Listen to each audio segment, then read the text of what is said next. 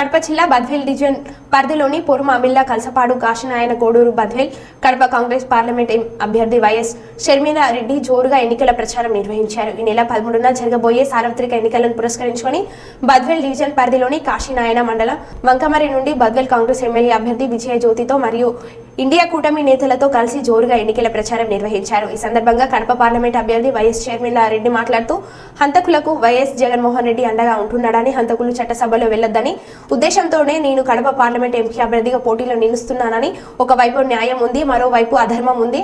న్యాయం గెలవాలో లేదా అధర్మం గెలవాలో ఓటర్ మహాశయులే మీ అమూల్యమైన ఓటుతో తేల్చి చెప్పాలని వారు ప్రజలను కోరారు.